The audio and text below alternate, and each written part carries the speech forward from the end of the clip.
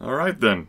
If you're ready to get started, I know that you've read the Dropbox document on account of the fact that you saw that wonderful picture. Oh yeah. Okay then, in that case we'll pick up where that document leads off. Of course you had your wonderful situation where you initially encountered the fuck is that? And you awake in that dark ink black room, naked, currently sitting on a metal bench. Bench is cold despite your body heat. It feels like the room has a cool temperature, and indeed you can hear an AC humming in the background. There's not a whole lot of detail you can make out of the room, because it doesn't appear that there is a whole lot of detail. The walls and corners of the room being painted a light-absorbing black, probably to fuck with people's minds, like yourself. There's the metal bump there is a little section where you perceive there to be a door into the room, and then there's a dim light in the ceiling mounted above you. And other than that, there's a little tinny speaker which has just crackled to life, saying, and you can imagine the rumbling basso yourself using the most powerful processor available to your brain. We'll begin our session momentarily. Try not to be difficult, Kathlyn. Not like Antonio. She's not going to say anything, but she'll make sure she's sitting upright and looking at the thing she thinks is the door. Okay. The speaker crackles and says, "There's nothing you can hide from your friend."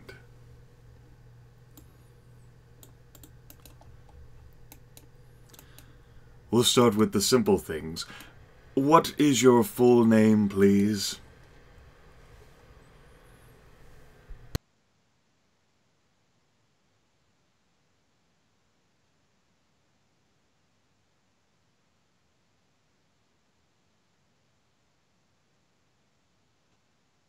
Sorry, my thing fucked up. Kathlyn Maverick. All right, all right, all right. And how old are you, Miss Maverick?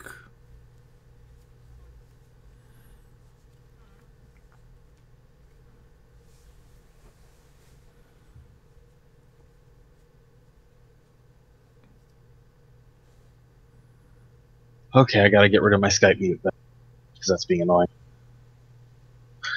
Alright, so I don't have it on my character sheet because it keeps clearing itself because my computer is an asshole. I think it was 21 or 22. 21. Yeah, 20. That's what I had jotted down. Yeah. If you actually double click on your token there, I had actually wrote down like a few little notes before I handed off the character sheet and token and everything. Sorry. Everything but the main statistics in the character sheet sometimes clear themselves, so I have like 2 files of it. I'm not exactly sure. I don't know what causes it either. I guess you could always keep a little notepad of all those. Yeah, that's what I'm gonna end up doing. And you were born in Summer Meadow, yes, Miss Maverick? No. Yes. No, well, there's no hospital there unless you... Were you a midwife baby, Miss Maverick? Well, my mother did believe in doing it naturally. I see. Can't remember the name of my midwife, but she lived next door. All right. Describe the situation which had you being in Summer Meadow, Miss Maverick, this year. I was returning from my most recent semester at Scranton University. I was coming to see my parents, and she's just gonna stop for a second.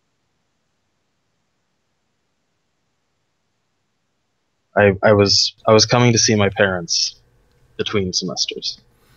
Your parents, I see. And Were they well, Miss Maverick?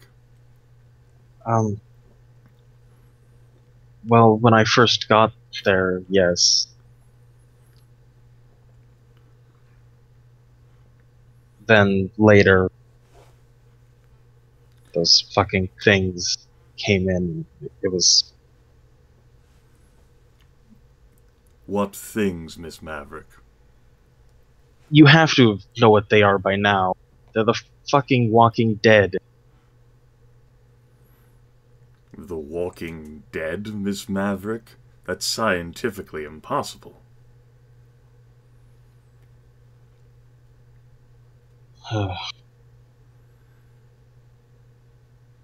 She's gonna pause to think.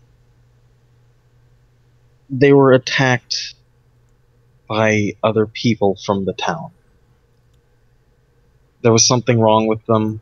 I can't really explain exactly how any of this is happening, but my parents are dead. Why were your parents attacked, Miss Maverick, while you were not?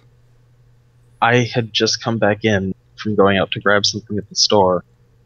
They asked me to pick up some groceries. It was really empty in the streets, but the clerk seemed okay, and I see, Miss Maverick.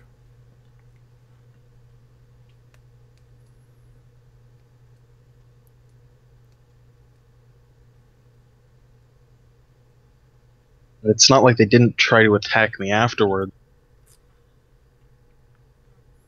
I had to. Oh? They looked up with my parents' blood on their mouths, and they started coming towards me. I did the first thing that came to mind. I grabbed my bat that I'd put next to the door, and I caved their skulls in. They'd killed my parents.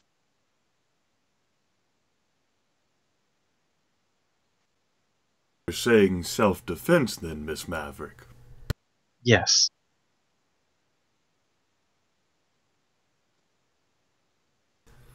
So why didn't you leave Summer Meadow right afterwards, then?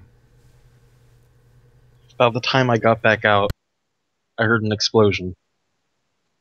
It was coming from, well, sorry, it came from where the gas station was. You could see the fire on the horizon above the hills, houses. I see.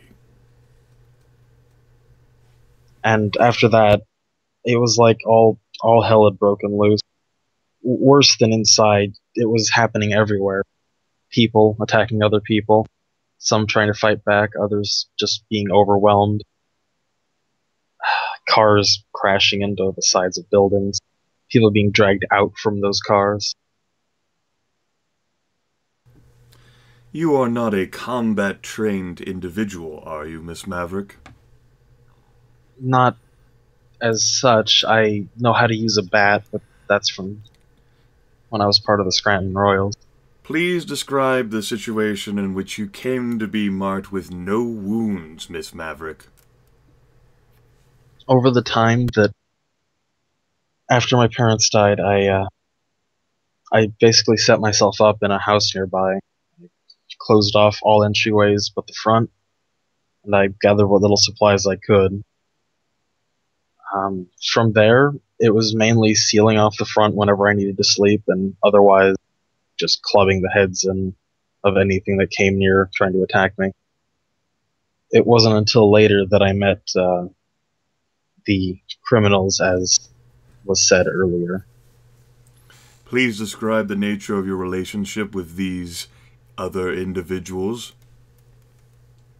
They were coming by around the time I was clearing off what had gathered at the door overnight. Um, Basically, they just said they needed a hand, and I was happy just to see someone who wasn't trying to eat me for once.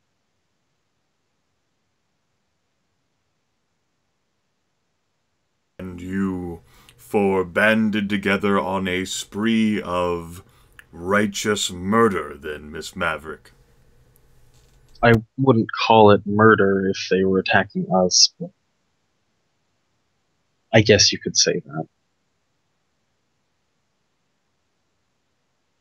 We ended up...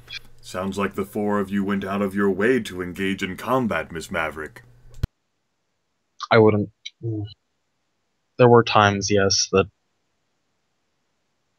we did engage in things we shouldn't have, but it was mostly because of missteps and how determined our assailants are. If we don't deal with them right away, they'll just pile up. If you know this much, you must know about when we were holding out at the church.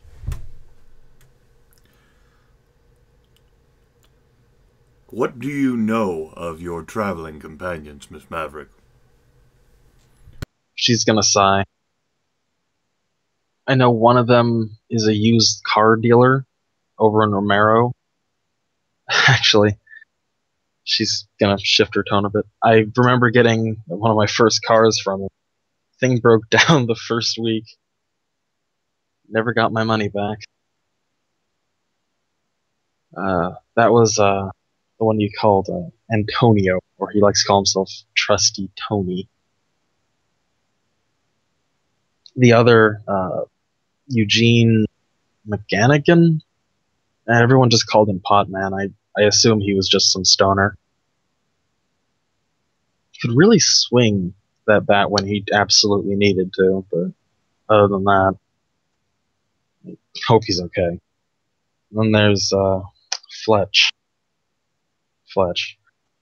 He seemed like someone who had a lot to hide. He didn't seem right. He didn't seem sincere in anything he said. Maybe he wanted to help people, but in the end, I think he was there for him. Skilled with a gun, but beyond that, not so much of anything else I'd really want to talk about with him. Are you someone who has much to hide, Miss Maverick? Other than a few boyfriends I regret, and slightly lower grades than I would like, I don't think I have too much to hide. There's a long pause from the tinny speaker.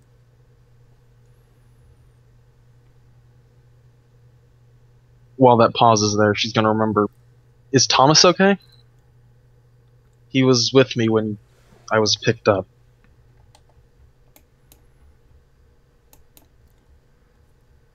The basso rumbles, saying, Mr. Clady is being detained, the same as all other survivors located in Summer Meadow. Pending review, although, as I have noted, you are clean. Lucky you. Like, I guess that's good. How about the others?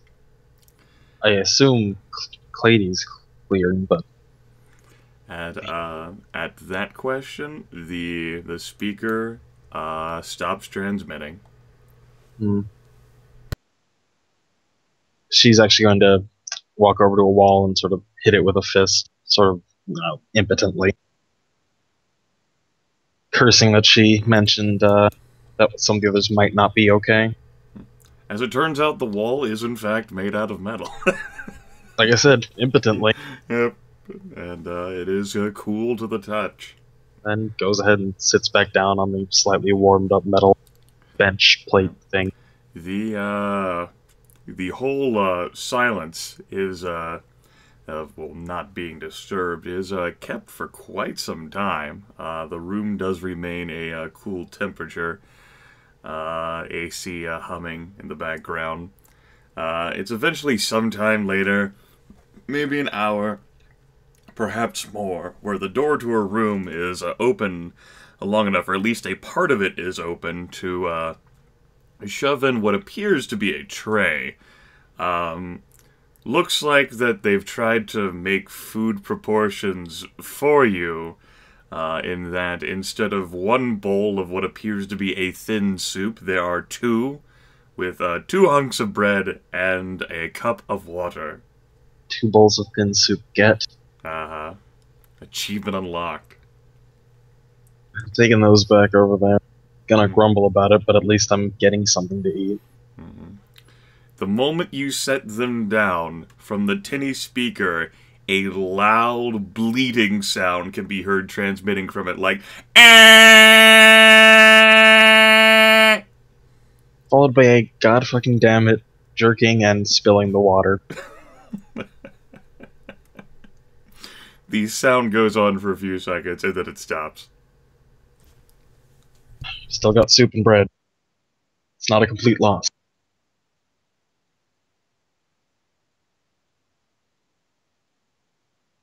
We'll begin using the bread to, I guess, make the soup somewhat edible.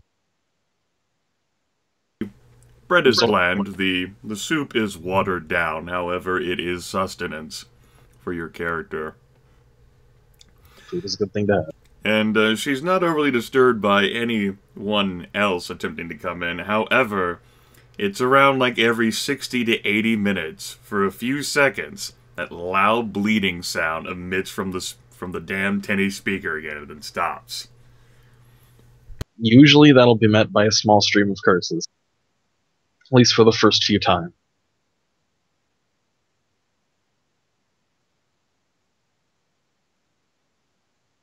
Other than that, Kat is isolated and left alone to her thoughts. What's she thinking about? Most of her thoughts are kind of, well, between that and her parents' death, reliving that a couple times because that's what everyone needs in their day. She's kind of thinking about what's asking if the others were clean might have gotten them into. Especially after knowing that Eugene was actually bit. Right. And he wasn't a. She doesn't dislike him, but he doesn't want to see someone, go through something worse. Of course. This is the first sort of downtime your character has had to process things since the tragic events of Summer Meadow. Sometime. She's also going to think to what she was told by the group earlier, that Father Blackman was still kicking. Kind of wondering if he's at this facility too, along with all those Girl Scouts he apparently had with him.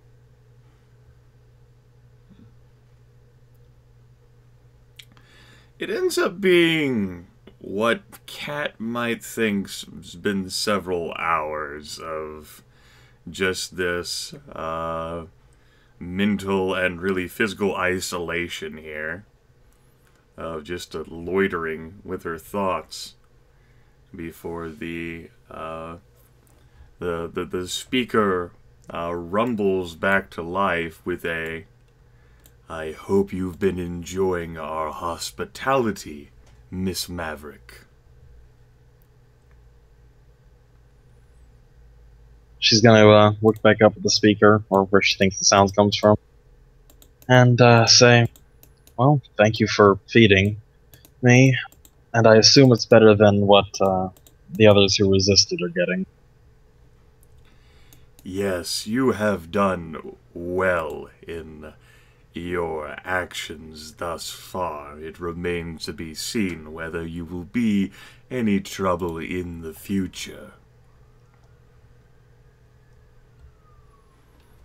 Considering everything that's happened, I don't really hold any treatment against you as an organization, whatever organization this is. Really? Describe that thought. It could be a lot worse for me. I could have just been killed outright for fear of infection with whatever the hell's going on in that town.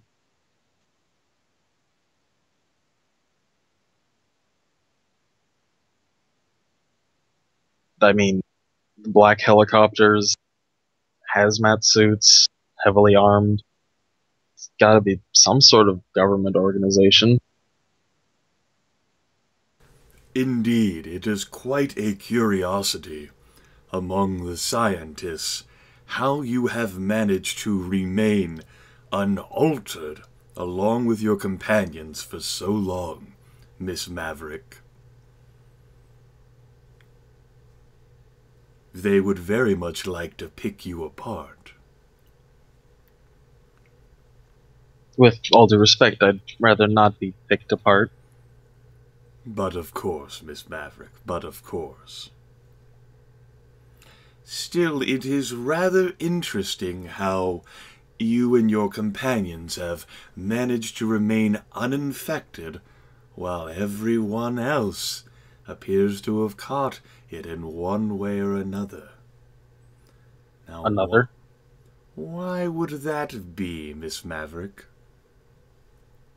I thought the only way you caught it was getting bit by one of them. Is that true? It's the only thing I've seen happen.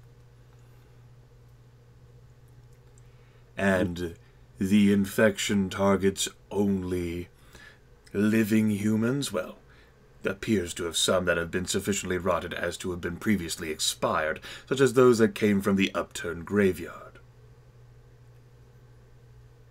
She's going to swallow hard at that. So it wasn't just people digging them up because of... That's, Why would you think that your friends and acquaintances would dig up other friends and acquaintances, Miss Maverick? I'm sure that you've got the whole... I hate to use the word at this point, but the zombie films, the undead coming back and all that. One of the things that people who had seen those would probably think to do in this situation is, if they ever get a chance, to get the jump, as it were, on any corpses around. And digging up a grave and, say, removing any vital components would be a good start, I would assume. And that's what you still think these creatures are? Zombies, little animated creations somehow rising from the dead, despite it being scientifically and anatomically impossible to do so. I wouldn't... If I had to name them anything, I would name them that, but they don't follow any of the conventions that media has established for them, to some respect. No? Like what conventions? The whole, they follow quite a few, but they're not exact. I mean, they infect cross species. I've seen rats, dogs, cows, even a deer with definite desire to eat me, as well as being in a sort of state of decay. There is a hushed voice after Kathlyn says that, in which the basso says, "Really?"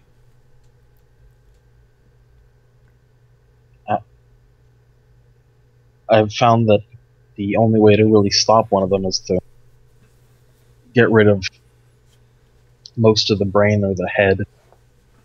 Some of them that Tony shot up back at the church, we'd blow off a bit of their head, but not all of it, and they'd still keep moving.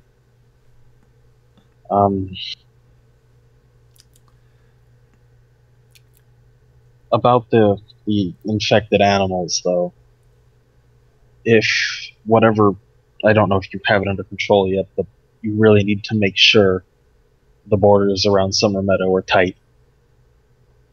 Especially because of things like the rats. I don't know if it's gotten to birds yet, but it spreads very, very easily after a bite. I see. And then the speaker cuts out, no longer broadcasting. Back to attempting to rest and trying to be ready for the next blaring in its noise. It's eventually that another tray of the same food the same thin soup, the same hunks of bread, and along with water, along with 2 tablets. 2 like little small pills, smaller than a fingernail, are pushed onto a tray and into the room. Yes, train. The sounds of a train are heard playing over the tinny speaker. Oh man. Either Mr. Basso voice man is a model train enthusiast, or we're somewhere near train. Or it's Oh, like God. a recorded stock sound. Press torture sound 537.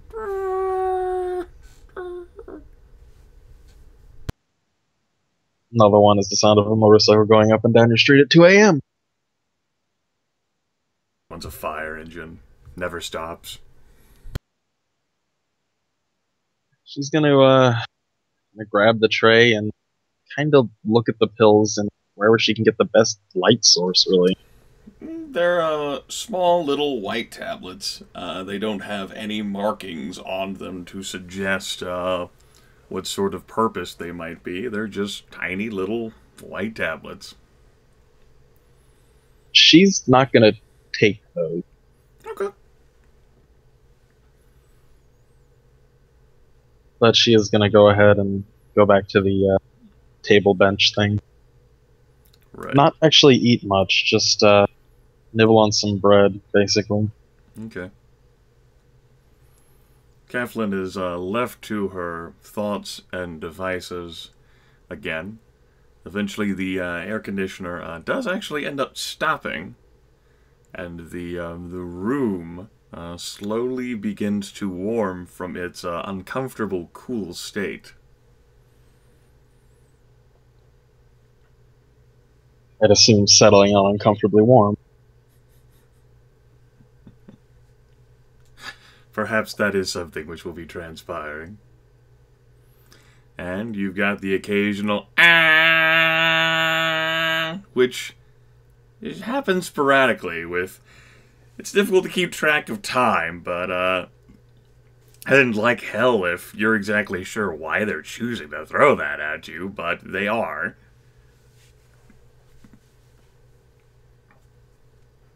It's at least irritating, at most disruptive to rest. Mm-hmm. It's a good thing that she got a little used to catching 30-minute naps. And then, sometime after, another tray of the same substances is pushed into the room. To Kathlyn's knowledge, no one has come into the room as of yet, while she's been catching those little snatches of sleep, so there still is all the trays that she's left behind. There's your bucket off in one corner for refuse. Bucket. Yep.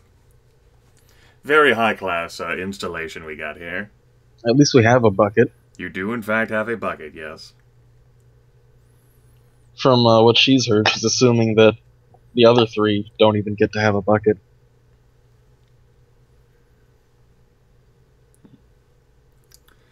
And then it's not too long thereafter, after that other tray has been pushed in. All right, Miss Maverick. You will be coming with me. Okay. Can I have some measure of clothing? Maybe? The door slides open, and there appears to be a very bright light beaming out. Kind of makes it difficult to really see something. And then from the other end, 2 of those heavy suit wearers come pushing through the door. They, one of them is armed with a cattle prod, and the other one is armed, I guess you could call it, with a hypodermic needle. Oh boy. And they slowly, that menacing, since the dim light really doesn't cast much light in through the face panels, make their way over towards you, almost as if they shamble in those heavy suits. Already had my share of nightmares. Don't think these guys are really that scary in this case. No. Gotta say, I'll take the needle over the prod. Okay. Okay. Okay. That's good. That's good. That's good. There's a little snick then, as Kathlyn is injected with a substance, and she does, in fact, true story, fall unconscious. Still better than the prod. Still better than the prod. It's a good attitude. It's a good attitude. You'll go places with that. To what place, I'm not quite sure, but definitely a place. A place, yes, and that matters, going to a place. It's a, indeterminate amount of time later that Kathlyn slowly and rather groggily, thankfully without nightmares, just sort of like this dreamless sleep, reawakens, and, well, isn't this an interesting fucking position? She's currently... Now, this is fucking weird. She's like in a large, incredibly bright lit room. You've got metal everywhere, and it appears as if a little extra reflective sheen has been added to it, some sort of material placed over the metal to make it even more reflecting of light. Kathlyn herself has been put into some sort of crazy apparatus which seems like it belongs in a fucking amusement theme park. It's like... It's as if it were like a giant sphere made out of metal that's currently suspended about 10 feet from the ceiling, or 10 feet from the floor, and she's bound to it in manacles, and this sphere is slowly rotating so that her entire body is changing its perspective as it's leaning her upside down and then rotating her back right side up in a slow rotating. Despite the strangeness of that whole situation, she would assume the lighting at least is similar to surgical lighting, just for an entire room. Yes. Beyond that, she's kind of sad and happy she doesn't have an exhibition fetish.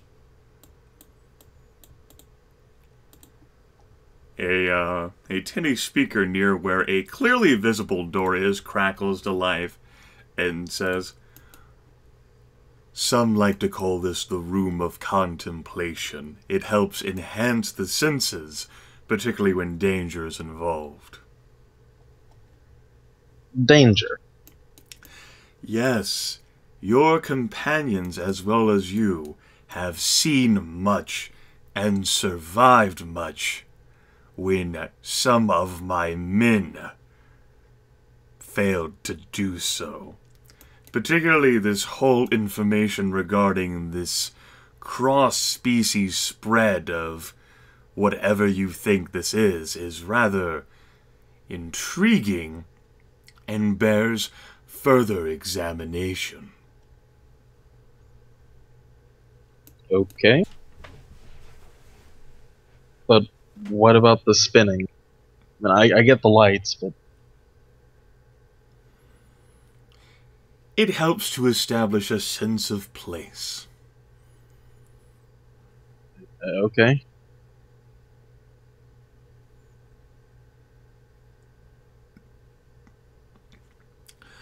While we imagine you have been mostly cooperative up to this point, we imagine there is still information you are not yet sharing.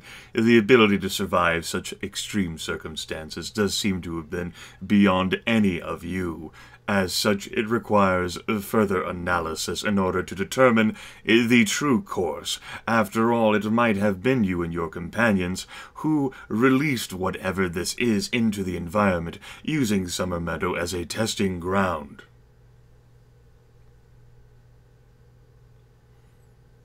how convenient it would be for you to have returned to Summer Meadow to visit your parents for summer vacation.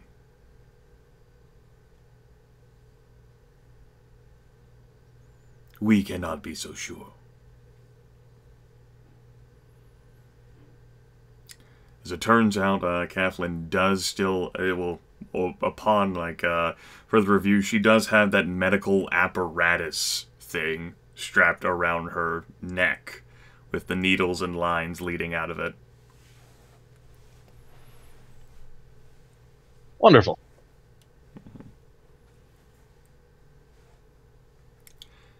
Now, if you would please describe your companions to me again, Miss Maverick. One question. When you want descriptions, do you want everything, or do you just want physical, personal, or... Everything will suffice. Okay. Do you want me to include Mr. Clady in that? If you think that is pertinent information. I wouldn't say so, because I only saw him shortly before you guys picked us up. But of course. Your decision, Miss Maverick. I think I'll start with the people who stuck out least in the group to me. I'd have to say I don't have much recollection of Fletch other than him being a kind of... how do I put this? If you've seen like headliners for like bands, he looks kind of like one of those, but washed up. And beyond that, he's really, all I can say about Fletch is that he's kind of obviously a bit of a criminal. Oh, he is most certainly a hardened criminal, Miss Maverick. Lockpicking, breaking into that cabinet back in the church. Numerous instances of domestic violence. All but the most minor of things overturned or dropped due to insufficient evidence or someone suggesting they were actually guilty of the crime. Even that suspected, statutory rape count. But state authorities do think much more of him. Grand larceny, other sorts of federal offenses that I won't bore you with. Continue. She's gonna have to take a second to think on that. Kind of joke. Well, I guess he didn't have a license for that rifle, did he? No. Quite a womanizer, too, but no surprise for scum like him. Anyway, Odd he never tried. Maybe. Continue, Miss Maverick. I guess it's because I'm taller than him. Always had that problem back at campus. God, let me... Okay, he did seem kind of like a bit of an ass, but he kept it more low-key. In general, he always wanted us to keep moving. He didn't want to stay at the church when we fended off the first wave of them. I suppose he might have been right, otherwise that bone wouldn't have gotten inside.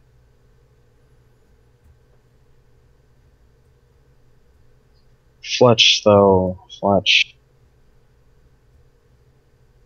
I can't say much else about him other than he always wanted to stay moving, and he generally just made me a little unsettled to be around him. Perhaps he knew something about this outbreak of zombies, as you called them, that you did not? Some sort of method or secret, Miss Maverick? He seemed just as clueless as the rest of us when it came down to the actual things. Only thing he really wanted to do was get out and away from any danger. I wouldn't call that knowing more about whatever they are.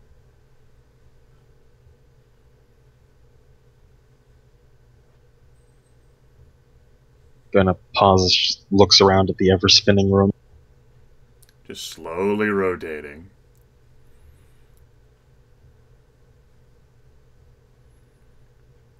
He was very good with that gun, though, when he actually decided to fire. Someone who has trained himself to hurt others would be Miss Maverick. That actually reminds me, when we were at the church, Tony, he really took out a lot of them in pretty much short order. I don't think a used car salesman, especially not one as, oh God, if he ever hears about this, out of shape and frankly just full of himself, would be able to pull off anything as well as he did. Behind that devil-may-care grin and twinkling eyes resides a criminal mastermind. Nothing so directly assigned as to shut down his business, but state officials, I am told, are keeping an eye on him, Miss Maverick. A mastermind? The guy's a slimeball. I don't call him a mastermind. Maybe he's involved in some chop shop work, but the guy's a bit of an idiot. Drug trafficking is a serious concern, Miss Maverick.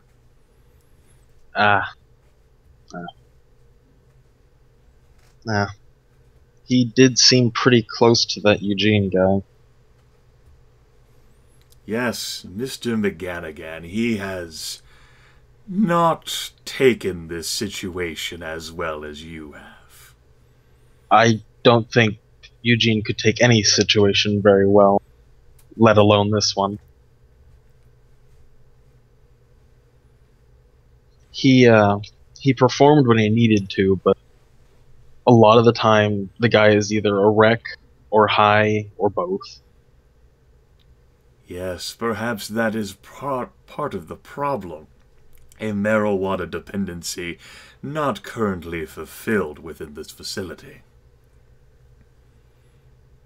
There's more wrong with him than a marijuana dependency. I don't mean anything having to do with these things out there. That guy is... Despite his numerous flaws, Miss Maverick, he managed to survive where some of my highly trained, capable, and effective men failed. He is a paranoid and honestly lucky bastard most of the time. Luck? I know it's not scientific to mention luck, but the amount of near misses he's had is incredible. Now, he actually did sustain a bite, which has been of incredible interest to the scientists here, in that he managed to survive being turned or zombified or whatever you'd like to call the process. He didn't change anymore, has he? Other than being more of a wreck. I wouldn't have any basis, Miss Maverick. Oh, true enough. But there's no, glowing brain matter or drippy teeth. Perhaps you'll be able to keep an eye on for us. And with that, a little snick there in the neck, and Kathlyn falls unconscious. Oh boy. At least an injection to the neck is more probable for falling unconscious quickly. Of course, it's great. You know, the B-rated thing. Well, this actually happens in like A-rated movies. And unconsciousness due to sedatives happens instantaneously, and you don't need to balance proper dosages or anything. It just happens. I'm kind of surprised they never shifted away from the instant sedatives to like a electrical pulse to the right part of the brain. Because it's 1999. Get with the times. It's also a B movie. That's right. We have people who glow. Instantaneous sedation is the least of our concerns. Being a zombie apocalypse, the only thing I'm worried about is how accurate the sedative mechanics are. Absolutely. Has to be as complicated as Shadowrun or I can't play. Oh man. Love me some Shadowrun though. It's eventually... Go ahead. When everything goes tits up in a run. Absolutely. It's eventually... Kathlyn's not exactly sure how long when she slowly awakens once again from perhaps a peaceful, dreamless slumber. The unnatural one. She is back within the ink black room.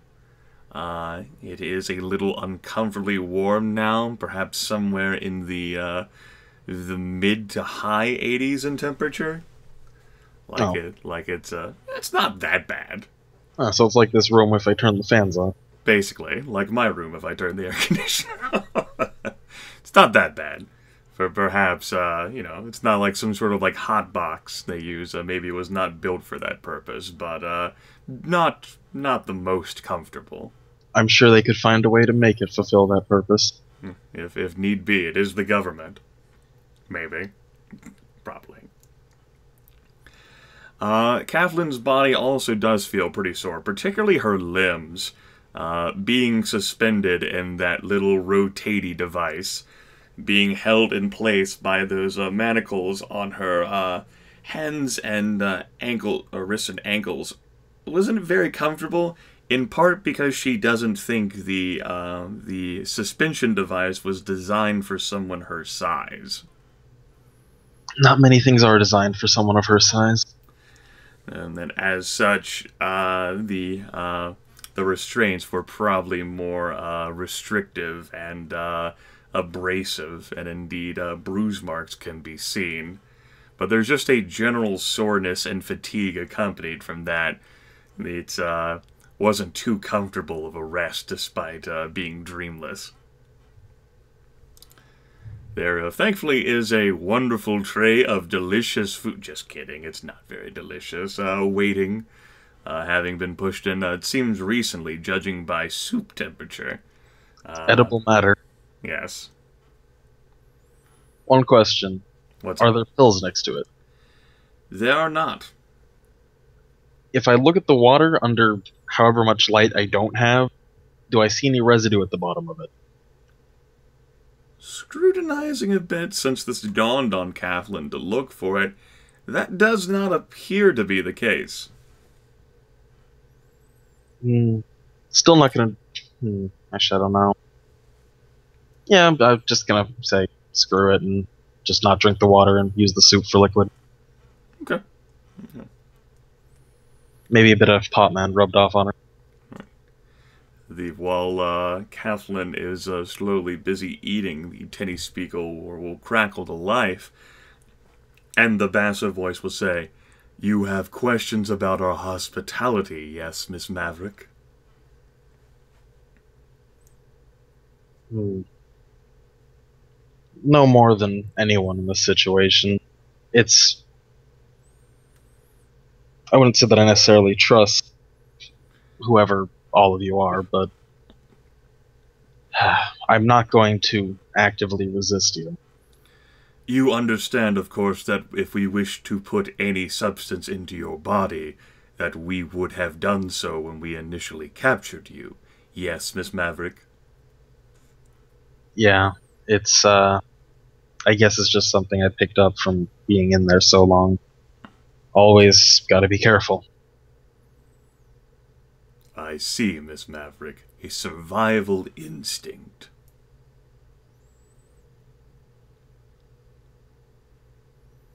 So, you have any more questions?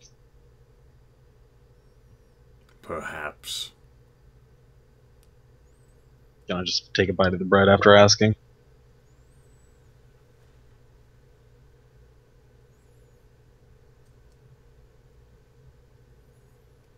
Oh, this is actually a question for you. Are there any the trays still left over in the room, or have those been Nope, removed? those have all been cleared out.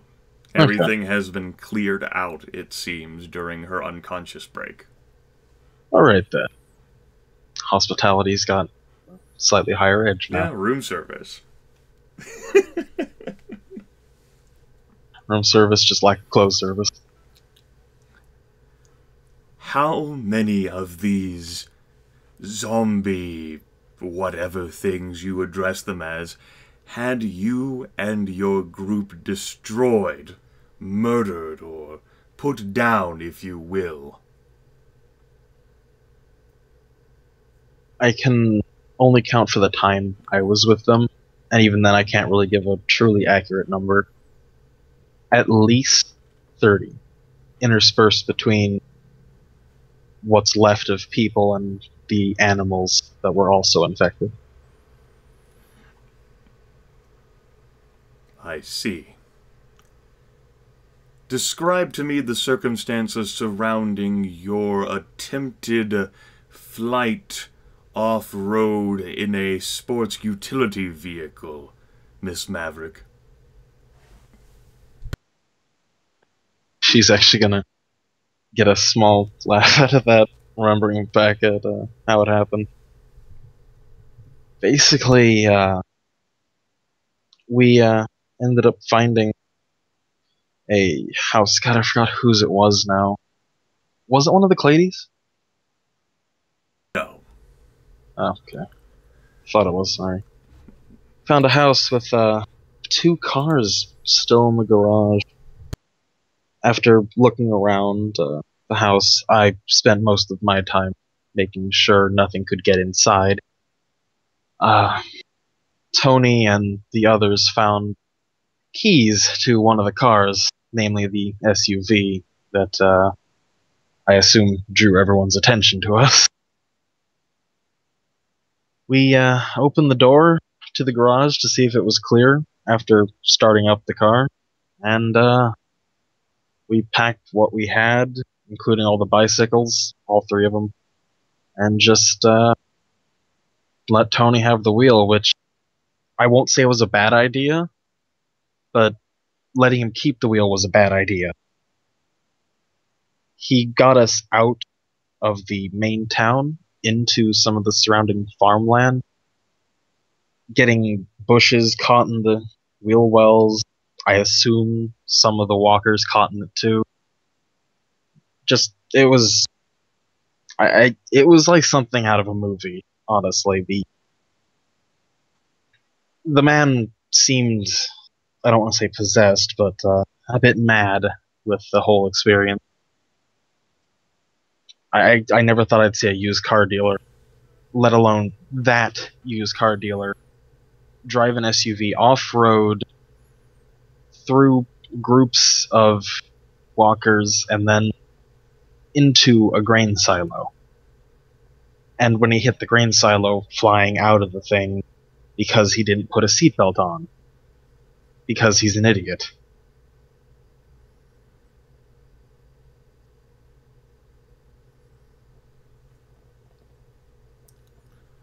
Would you say that you are the only responsible one among your traveling companions, Miss Maverick?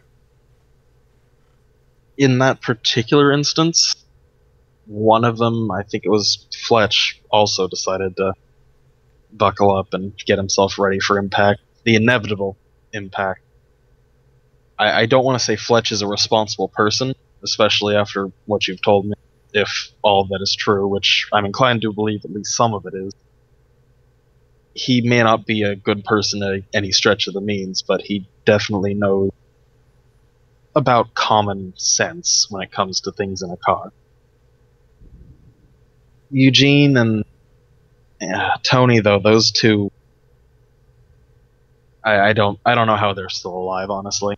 I mean, I can guess with Eugene and his paranoia and all that. But Tony, I don't know. Perhaps it is as you said earlier, Miss Maverick. Luck. That's pretty much the only way I could explain it. You, a used car dealer, no matter their familiarity with cars, does not drive off-road, back on-road, through moving things, and not end up getting themselves killed, even after rocketing through a windshield. My men say the extravagance seemed unduly necessary for escaping the town of Summer Meadow. I'd have to chalk that up to Tony's personality. And yet you remained with him, the survivor instinct, I imagine, the desperation. I'm not too proud to admit this, but if push came to shove, well, I was going to be the one doing the pushing. I see, Miss Maverick. And why would you not be so proud to admit that? I may survive, but I would have doomed another person. No matter how terrible of a person Tony or Fletch are, I'd still feel bad for basically killing them for myself to survive. Perhaps making up for what you didn't do, Miss Maverick. He's gonna inhale sharply. There was nothing I could do. My parents were already dead. No what-ifs, no hypotheticals, no late-night contemplation. Sure, there are what-ifs, but I know that it happened, and there's nothing I can do to change that. You've made your peace with it. I wouldn't say peace, but I've rationalized. Rationalization. An effective tool. Good. You are ready. The speaker cuts out. She will say to an empty room, for what?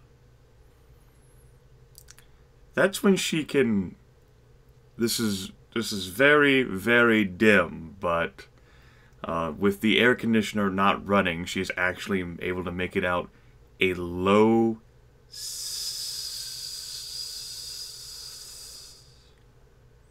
Followed by an, crap, and then trying to get into some sort of comfortable position to probably pass out in.